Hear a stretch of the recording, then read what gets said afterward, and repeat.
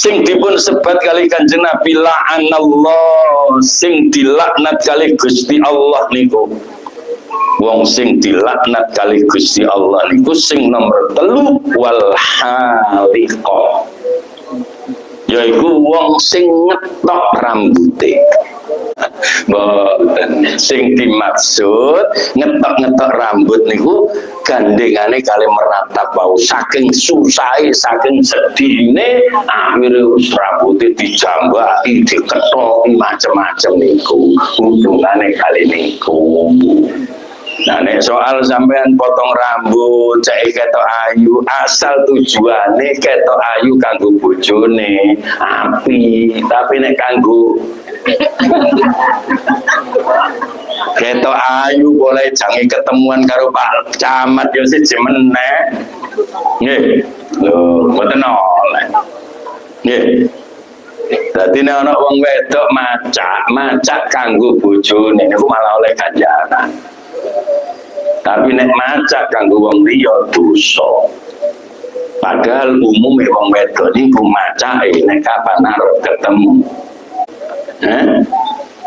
Apa ngeleset tapi dulu ke bojone wis ngrasakno kok macak dastramu sing digawe. Wis amo bolong kabeh. Wis sik tak kok guyune bandar pengalaman.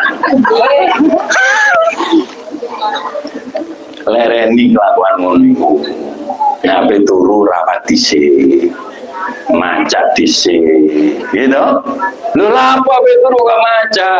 Ceke bojone seneng. Lho niku ketokane sepele. Tapi niku tuntunan agung. Bojone wae arisane macake 3 jam gak mari-mari. Lipstik lu dimut seprapat jam mari. Saking wedine lambe kaabang. Wis kelakon ngono ku lereni. Ya, kelakon sampean ngono iku ya. Kelakon sampean apa sih kan? Nggih. Lho, ngoten.